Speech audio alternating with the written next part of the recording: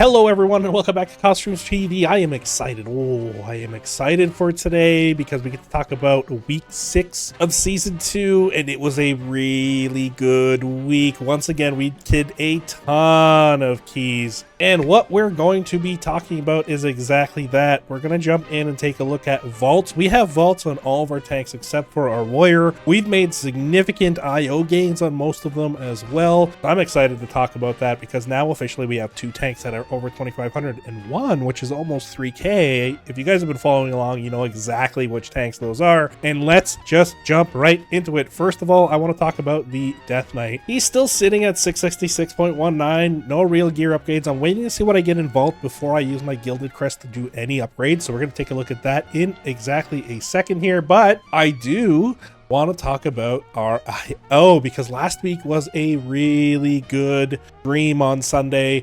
We ended up not only doing 12 keys and timing them, but we were getting into 13s and 14s and trying those. So we did try a 14 Cinderbrew Meteory and a 14 Theater of Pain. The 14 Cinderbrew Meteory was actually going fine until someone actually sent one of the hobgoblins directly down the hall, pulled the pack we skipped, and it was basically a wipe, and that was the end of the key. But I do think that will be doable one day. We did, however, go in and time a 13 Cinderbrew Meteory, which gave us a bunch of points. On top of that, we timed another 12 Dark Flame Cleft, which gave us 4 points, and then we also timed the 12 Priority for 27. But another big one is we took our workshop from a 10 to a 13, giving us 54 points. So total last week we got about 99 IO points, which is really exciting, meaning went from 2837 to 2936. So very exciting. These keys feel absolutely doable. We are so close to 3K. Obviously I need to get Theater of Pain and Floodgate up. I'm going to heavily focus on those this week, and then I may start trying to do some of the other keys at 13. Now the benefit is once we get these last 2 keys at 12 or higher, we get the resilience buff, which means our key cannot drop below a 12, and then we can start working on pushing the keys up to get our resilient 13. So I'm really excited. I want to get the DK to 3K, which we are so close to right now,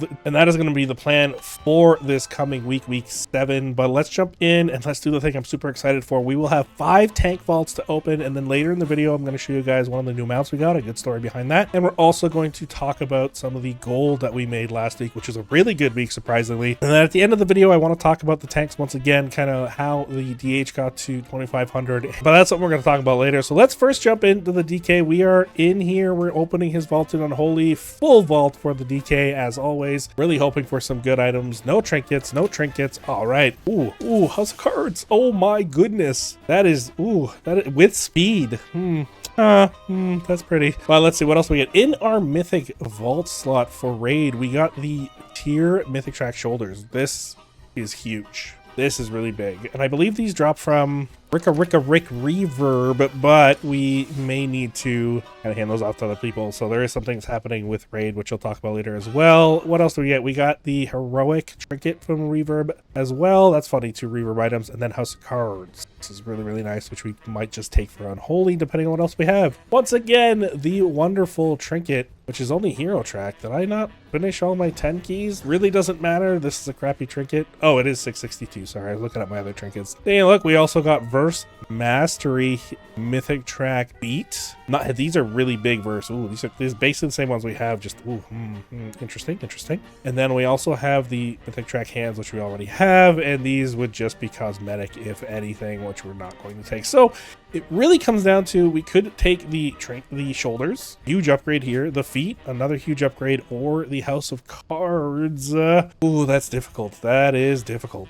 So I think I'm going to opt out of taking the boots just because I don't really need any more mastery. So it comes down to, do I want to take these shoulders, which potentially could drop off Rick Reverb, or the House of Cards, which is an extremely rare trinket to get, but would be really good if I wanted to dabble in Unholy. Will I dabble in Unholy is the question. Oh, it's such a hard decision. I really want this trinket, but we'll just keep farming week over week to get the vault slots. I'm going to take the shoulders. We should be able to upgrade them all the way. So that is it. We took the shoulders on the DK. We're going to go update these all the way up, and the DK has a 13 floodgate to start, and we actually need this key, so we'll be pushing it up this week. And just kind of as I mentioned on the Death Knight, the plan is going to be to really push up his IO even more. He will be going to raid. I am actually trialing for another new guild. The guild I was just in trialing for actually ended up disbanding due to reasons unforeseen and that I wasn't aware of.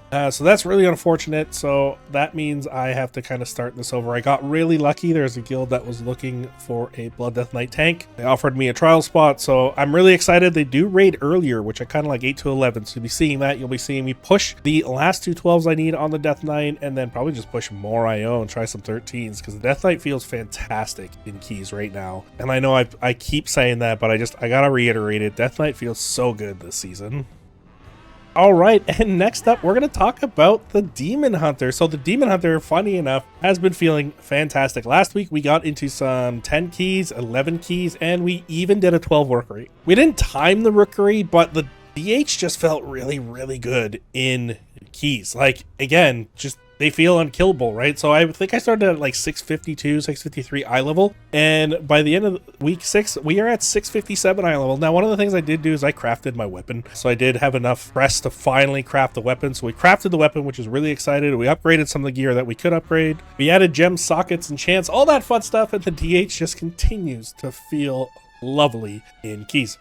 You know, and speaking of keys, let's talk about that. We ended up getting some IO. He is only 400, exactly 400 IO off of where my Death Knight is right now, but the DH is at 2536. And funny enough, we had a trinket from last season that we haven't upgraded yet. It was a 623. We actually ended up in the key that got us 2500. We ended up getting the trinket from Darkflame Cleft. So here is how the DH is looking. There's a 12 rookery. It was failed, but it wasn't really failed. Just had a couple mishaps, but I do think that I can get 10s across the board at least for the DH this week, get her up to like 660 at least, and see how that feels. So there's still upgrades I can do, lots of gilded crests we can get to do some of the upgrades on our hero gear. I'm super excited. The DH just feels fantastic to tank on, so I do plan on continuing that journey with them. But let's just jump into the game and do the thing we've been waiting for. So on the DH, I did all of my mythic 10s across the board. We're gonna stop that right there. We're gonna switch over to Havoc.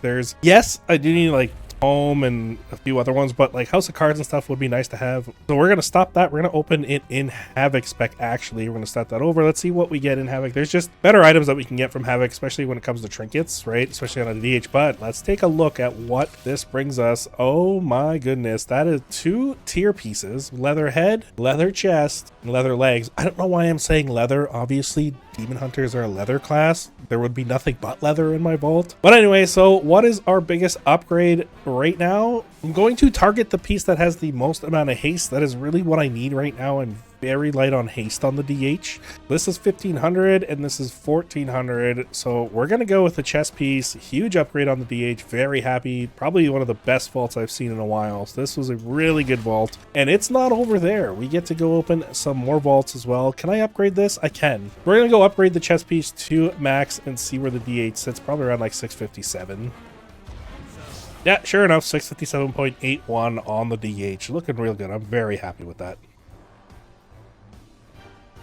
And next up, super excited for this. We did do a key on the monk. We just did one key, still 645. It was a 6 and it went really, really poorly. No, it was a 4. It went really, really poorly, but let's take a look at his vault. Let's see what he gets. He gets 1 item. It does replace our crafted boots. So yeah, we're going to take this and throw it on.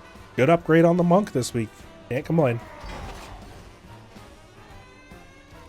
All right, taking a look at our 4th tank, it's going to be the Druid. We did bump up our eye level significantly on the Druid. I think we replaced our feet. They were 567 boots, and we replaced it with a 642. So massive upgrade there. That gave us like 6 or 7 item levels. So Druid is definitely coming along. 631 still feels absolutely phenomenal in keys. Just an unkillable machine. I think we did a couple 6s and whatnot. Yeah, we did do a couple keys, but we only get 1 item. But this is a great upgrade. Crit Mastery, Hero Track Rig. Definitely going to take this for the Druid. Another good vault for our tanks. We're seeing some upgrades, even if they're trickling in slowly. All right, and last up, we have our Prop Paladin, which I'm kind of excited for. The Prop Paladin has felt actually pretty good. Now that he's getting some eye levels, some gear, he definitely feels like a pretty decent tank to play. We're going to open the vault in Prospect. Maybe we'll get lucky with a Tome of Light's Devotion, but let's see what he gets. Overall, feeling like a good tank. Of course, we get one of the worst trinkets, but it is a good upgrade. Hey, this actually isn't bad. A Hero Track tier piece, which will give us our 3rd tier piece. So I am excited for that. Really cool. Small upgrade, but an upgrade. So one more piece, and then we will have a full set. We need to really replace some of our pieces on this guy. In regards to his IO, though, 1764. Slowly working his way up. As you see, we got a 7 Darkflame Cleft done, a couple of 6s. So the Paladin is slowly working his way up. My goal, I think, next will be the Paladin. Get them up to 2,500. Then we'll work on the Druid. So again, this week, you will see me pushing on all the tanks. On stream, I want to push high keys. So the DK and the DH will be primarily for that Sunday stream where we are pushing 12s, 13s, and up and see what we can do there. But on the Paladin and the Druid, we'll kind of knock out those 6s and 7s, preferably 7s, so we can start seeing some of those gilded crests getting ready to craft some items and upgrade. And that is it for the vault opening for all our tanks. We are done there. I do want to kind of sit down and talk about how the tanks are feeling right now. As I'm getting more gear, having done a lot of the keys at 11, 12, and tried some 13s on the DK, being able to take those routes and take them into all lower keys, for example, on my Demon Hunter and my Prop Paladin, and having done them so many times, it's very easy to know, hey, I need to use a defensive here, I can use my offensive here, and I will survive this pull. And every tank handles things differently. DH just doesn't take damage. It's an unkillable machine. And I use Cinderbrew as kind of that baseline. Cinderbrew, that first pull, is extremely dangerous. The adds with the hired muscle hit very, very hard. The dot ticks for a lot. So that is a good gauge on how the tanks feel. So I'm excited to take them into a 10, try that key, see how it feels on that first pull, and then also take them into a 12 and repeat the same process and see which tanks really come out and shine.